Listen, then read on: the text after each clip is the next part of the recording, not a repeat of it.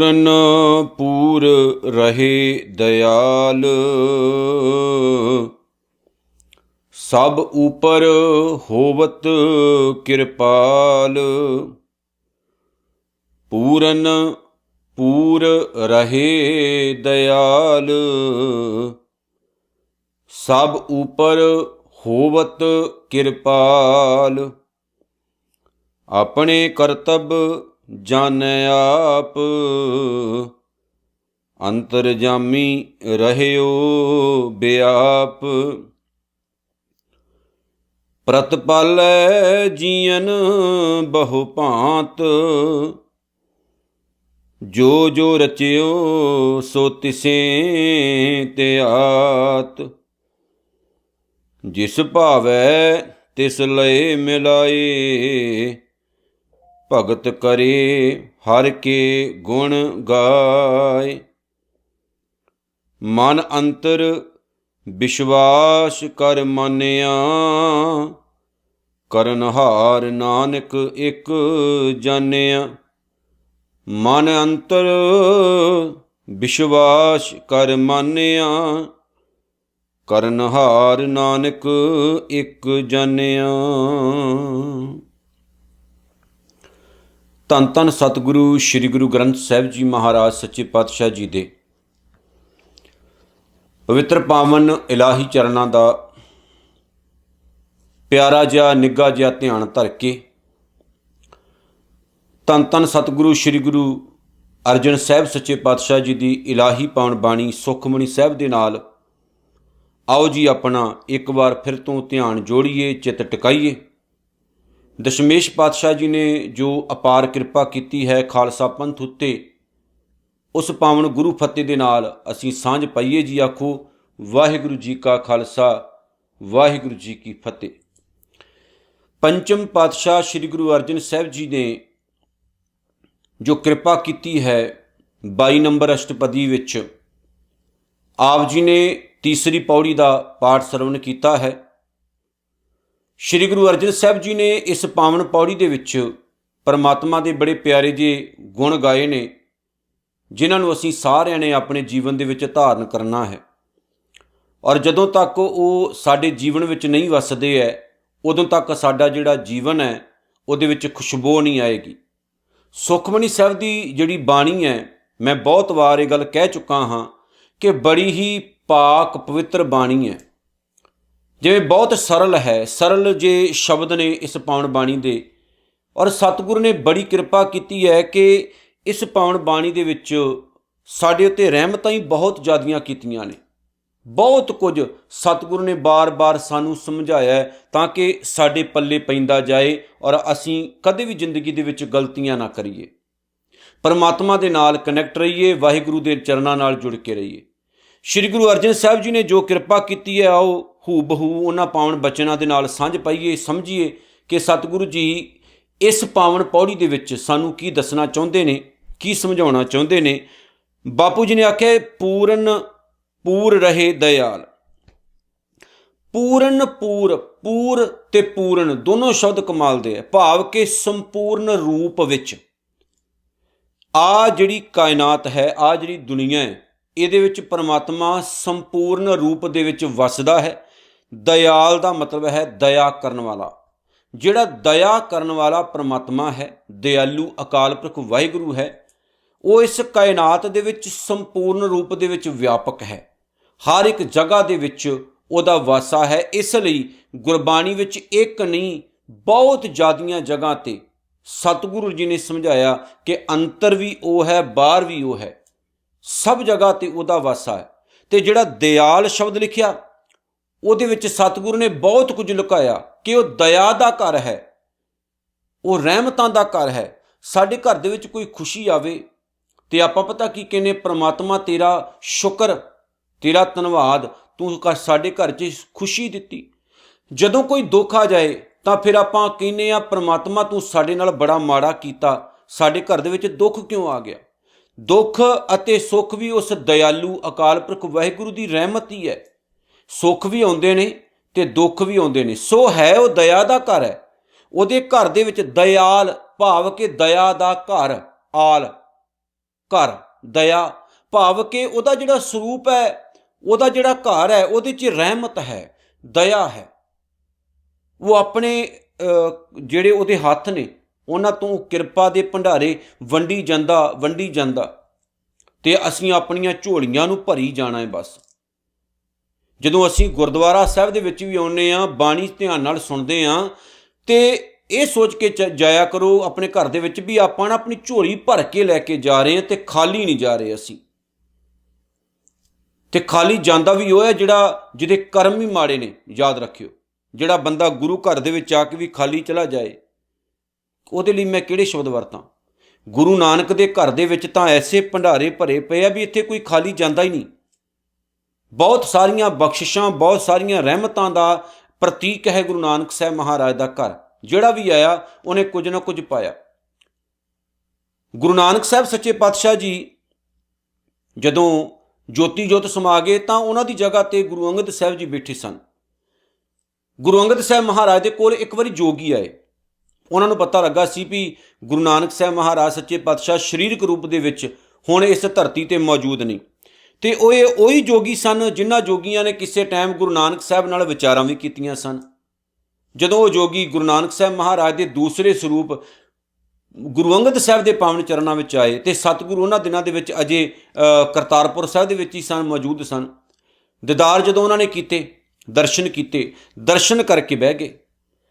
ਚਲੋ ਉੱਥੇ ਵਿਚਾਰਾਂ ਸ਼ੁਰੂ ਹੋਈਆਂ। ਜੋਗੀਆਂ ਨੇ ਨਾ ਕੁਝ ਸਵਾਲ ਕੀਤੇ ਸਤਿਗੁਰੂ ਨੂੰ। ਬੀਜ ਮੰਤਰ ਕਿਹਨੂੰ ਕਹਿੰਦੇ ਆ, ਮੂਲ ਮੰਤਰ ਕਿਹਨੂੰ ਕਹਿੰਦੇ ਆ, ਨਾਮ ਮੰਤਰ ਕਿਹਨੂੰ ਕਹਿੰਦੇ, ਬਹੁਤ ਸਾਰੀਆਂ ਗੱਲਾਂ ਕੀਤੀਆਂ। ਫਿਰ ਸਤਿਗੁਰੂ ਗੁਰੂ ਅੰਗਦ ਸਾਹਿਬ ਨੇ ਜਿਹੜੇ ਜਵਾਬ ਦਿੱਤੇ ਨਾ, ਉਹਨਾਂ ਜਵਾਬਾਂ ਨੂੰ ਸੁਣ ਕੇ ਉਹਨਾਂ ਜੋਗੀਆਂ ਨੇ ਇੱਕ ਸ਼ਬਦ ਵਰਤਿਆ ਸੀ, ਜਿਹੜਾ ਸ਼ਬਦ ਭਾਈ ਗੁਰਦਾਸ ਸਾਹਿਬ ਨੇ ਵਰਤਿਆ ਆਪਣੀਆਂ ਵਾਰਾਂ ਦੇ ਵਿੱਚ ਗੁਰੂ ਨਾਨਕ ਸਾਹਿਬ ਦੇ ਪ੍ਰਤੀ। ਜਦੋਂ ਗੁਰੂ ਨਾਨਕ ਸਾਹਿਬ ਦੀ ਵਿਚਾਰ ਹੋਈ ਨਾ, ਕਿਉਂਕਿ ਮੇਰਾ ਇੱਕ ਨਿੱਜੀ ਸੰਕਲਪ ਵੀ ਹੈ, ਸੋਚ ਵੀ ਹੈ ਕਿ ਜੇ ਸਤਿਗੁਰੂ ਨੇ ਸੁਆਸ ਦਿੱਤੇ ਤੇ ਜਿਹੜੀ ਸਿੱਧ ਗੋਸ਼ਟ ਦੀ ਬਾਣੀ ਹੈ ਨਾ, ਉਹਦੀ ਮੈਂ ਤੁਹਾਡੇ ਨਾਲ ਵਿਚਾਰ ਕਰਨੀ ਚਾਹੁੰਦਾ। ਜਦੋਂ ਗੁਰੂ ਨਾਨਕ ਸਾਹਿਬ ਸੱਚੇ ਪਾਤਸ਼ਾਹ ਜੀ ਨੇ ਉਹਨਾਂ ਦੇ ਜਵਾਬ ਦਿੱਤੇ ਤੇ ਜਿਹੜੇ ਸਿੱਧ ਸਨ ਉਹਨਾਂ ਨੇ ਹੱਥ ਜੋੜ ਦਿੱਤੇ। ਆਪਣੇ ਹੱਥ ਜੋੜ ਕੇ ਸਿੱਧ ਗੁਰੂ ਨਾਨਕ ਸਾਹਿਬ ਮਹਾਰਾਜ ਦੇ ਚਰਨਾਂ ਵਿੱਚ ਪਤਾ ਕੀ ਕਹਿੰਦੇ ਨੇ? ਧੰਨ ਨਾਨਕ ਤੇਰੀ ਵੱਡੀ ਕਮਾਈ। ਉਹ ਤੋਂ ਪਹਿਲਾ ਸ਼ਬਦ ਪਤਾ ਕੀ ਹੈ? ਸਿੱਧ ਬੋਲਣ ਸ਼ੁਭ ਬਚਨ। ਸਿੱਧ ਜਿਹੜੇ ਸਨ ਉਹ ਹੁਣ ਸ਼ੁਭ ਬਚਨ ਬੋਲਣ ਲੱਗ ਪਏ, ਚੰਗੇ ਅਲਫਾਜ਼ ਵਰਤਣ ਲੱਗ ਪਏ। ਕਹਿਣ ਲੱਗੇ, ਹੇ ਗੁਰੂ ਨਾਨਕ ਸਾਹਿਬ ਤੇਰੀ ਵੱਡੀ ਕਮਾਈ ਹੈ, ਤੂੰ ਵੱਡਾ ਹੈ, ਵੱਡਾ ਪੁਰਖ ਪ੍ਰਗਟਿਆ, ਕਲਯੁਗ ਅੰਦਰ ਜੋਤ ਜਗਾਈ, ਇਸ ਦੁਨੀਆ ਦੇ ਵਿੱਚ ਤੂੰ ਹੀ ਚਾਨਣ ਕਰਨ ਵਾਲਾ ਹੈ। ਜਦੋਂ ਉਹ ਹੀ ਸਿੱਧ ਗੁਰੂ ਨਾਨਕ ਸਾਹਿਬ ਦੇ ਦੂਸਰੇ ਸਰੂਪ ਦੇ ਕੋਲ ਜਾਂਦੇ, ਗੁਰੂ ਅੰਗਦ ਸਾਹਿਬ ਦੇ ਪਾਵਨ ਚਰਨਾਂ ਵਿੱਚ ਜਾਂਦੇ ਹੈ, ਤਾਂ ਉਹ ਗੁਰੂ ਅੰਗਦ ਸਾਹਿਬ ਨੂੰ ਜਦੋਂ ਸਵਾਲ ਕਰਦੇ ਹੈ, ਗੱਲਾਂ ਬਾਤਾਂ ਹੁੰਦੀਆਂ ਨੇ, ਹੱਥ ਜੋੜ ਕੇ ਪਤਾ ਕੀ ਕਹਿੰਦੇ ਆ? ਧੰਨ ਨਾਨਕ ਤੇਰੀ ਵੱਡੀ ਕਮਾਈ। ਕਹਿੰਦੇ ਅਸੀਂ ਸੁਣਿਆ ਸੀ ਤੁਹਾਡੇ ਬਾਰੇ, ਪਰ ਪ੍ਰਤੱਖ ਰੂਪ ਦੇ ਵਿੱਚ ਵੇਖਿਆ ਕਿ ਗੁਰੂ ਨਾਨਕ ਸਾਹਿਬ ਦੀ ਗੱਦੀ ਦੇ ਤਾਂ ਤੁਸੀਂ ਲਾਇਕ ਹੋ, ਤੁਸੀਂ ਵਾਰਸ ਹੋ। ਗੱਲ ਉਹੀ ਹੈ, ਸਰੀਰ ਹੀ ਬਦਲਿਆ, ਗੱਲਾਂ ਉਹੀ ਸਾਰੀਆਂ, ਬਾਤਾਂ ਉਹੀ, ਸ਼ੈਤਾਨ ਹੀ ਬਦਲਿਆ।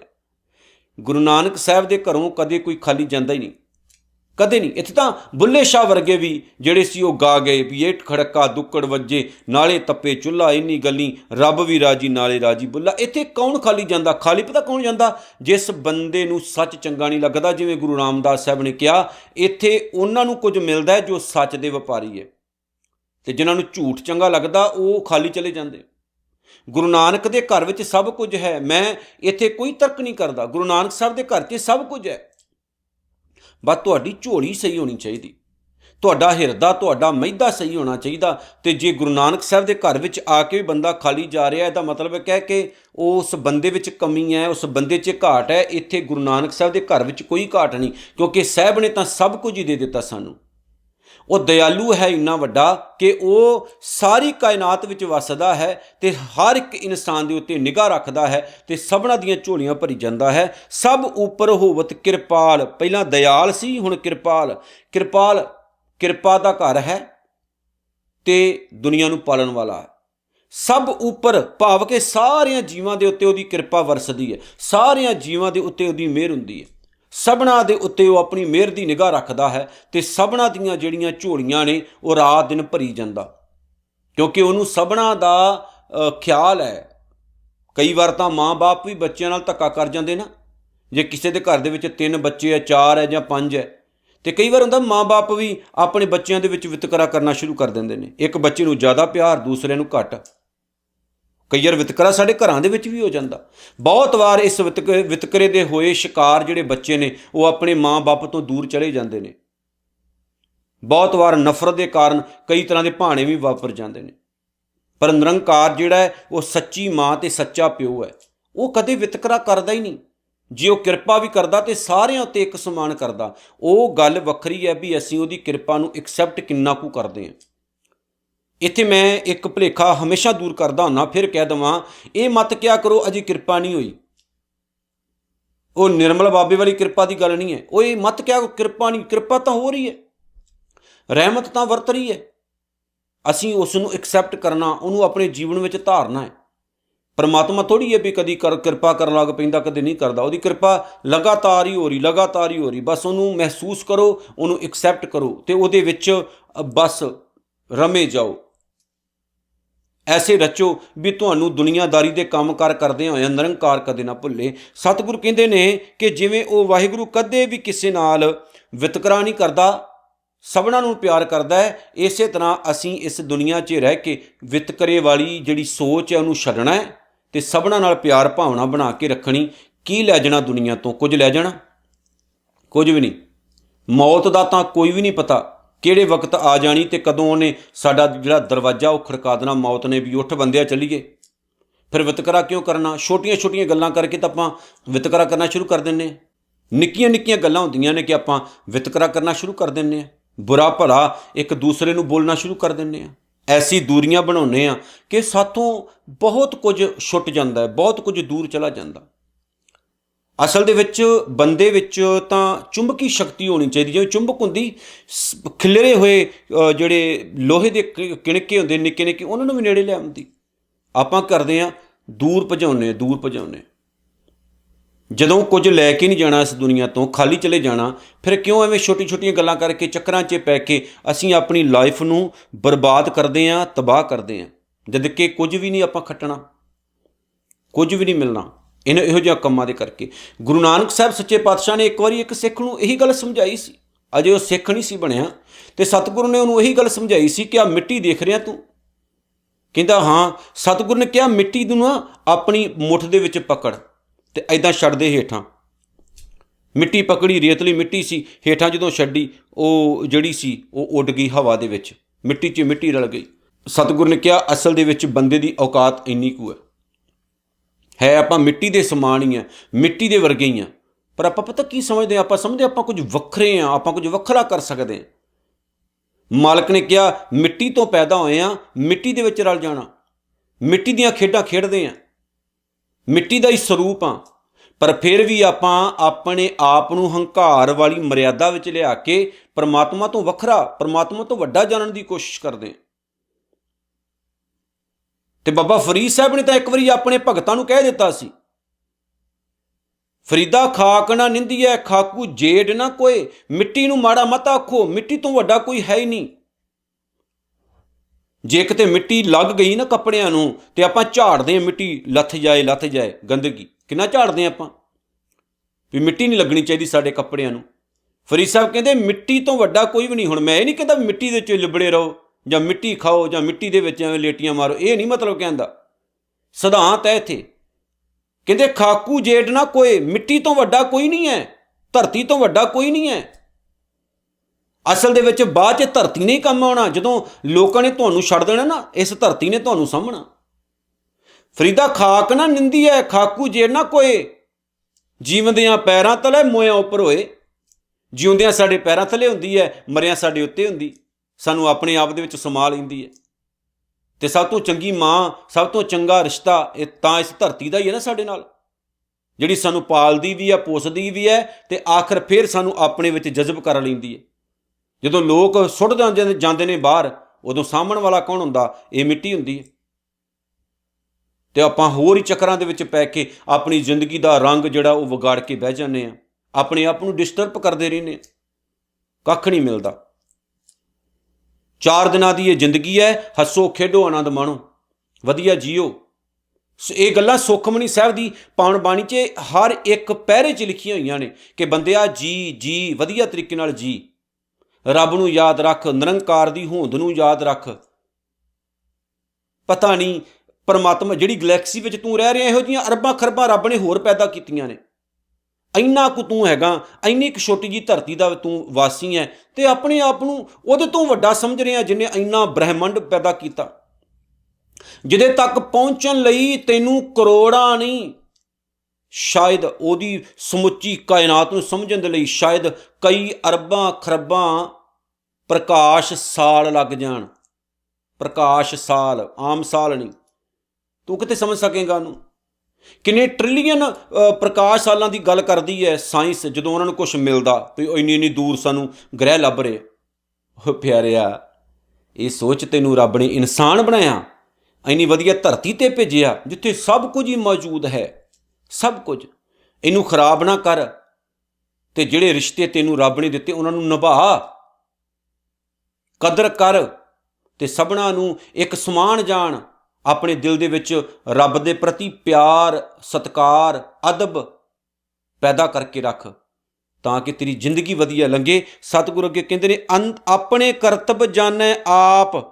ਕਰਤੱਵ ਦਾ ਮਤਲਬ ਖੇਲ, ਆਪਣੇ ਖੇਲਾਂ ਬਾਰੇ ਉਹ ਆਪ ਹੀ ਜਾਣਦਾ। ਅੰਤਰਜਾਮੀ ਰਹਿਓ ਬੇਆਪ। ਅੰਤਰਜਾਮੀ ਦਿਲਾਂ ਦੀਆਂ ਜਾਣਨ ਵਾਲਾ, ਦਿਲਾਂ ਦੀਆਂ ਜਾਣਨ ਵਾਲਾ ਜਿਹੜਾ ਅਕਾਲ ਪੁਰਖ ਵਾਹਿਗੁਰੂ ਹੈ, ਸਭ ਥਾਈਂ ਮੌਜੂਦ ਹੈ, ਹਰ ਜਗ੍ਹਾ 'ਤੇ ਵੱਸਦਾ ਹੈ ਉਹ।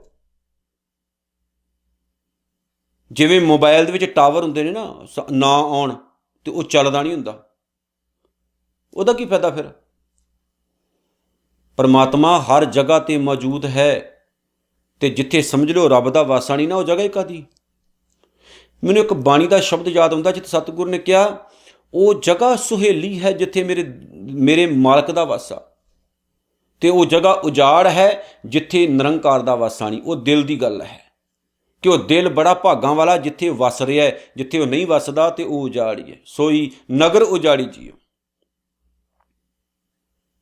ਪਿਆਰਿਓ, ਹਰ ਜਗ੍ਹਾ 'ਤੇ ਉਹਦਾ ਵਾਸਾ ਹੋਣ ਦਾ ਮਤਲਬ ਹੈ ਕਿ ਬੰਦਿਆ, ਤੂੰ ਖੁਦ ਨੂੰ ਕਦੇ ਇਕੱਲਾ ਨਾ ਸਮਝੀ, ਖੁਦ ਨੂੰ ਕਦੇ ਇਕੱਲਾ ਨਾ ਜਾਣੀ।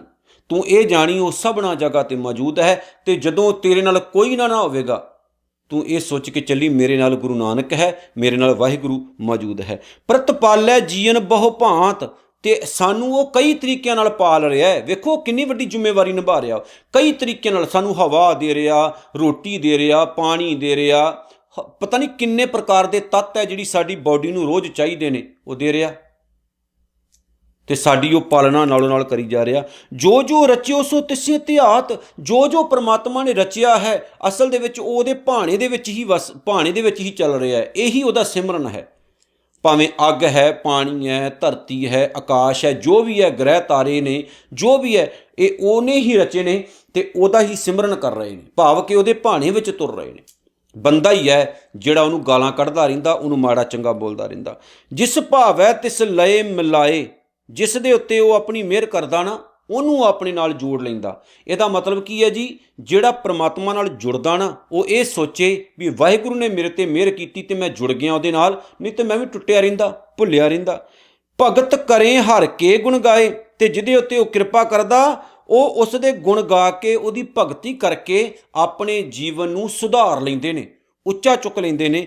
ਮਨ ਅੰਤਰ ਵਿਸ਼ਵਾਸ ਕਰ ਮੰਨਿਆ। ਜਿਸ ਬੰਦੇ ਨੇ ਆਪਣੇ ਮਨ ਵਿੱਚ ਵਿਸ਼ਵਾਸ ਕਰ ਲਿਆ, ਸ਼ਰਧਾ ਧਾਰ ਲਈ, ਅਤੇ ਪਰਮਾਤਮਾ ਨੂੰ ਇਹ ਮੰਨ ਲਿਆ ਵੀ ਉਹ ਸਭ ਕੁਝ ਕਰਨਹਾਰ ਹੈ, ਸਭ ਕੁਝ ਕਰ ਸਕਦਾ ਹੈ, ਅਤੇ ਉਹਦੀ ਹੋਂਦ ਸਦੀਵ ਹੈ।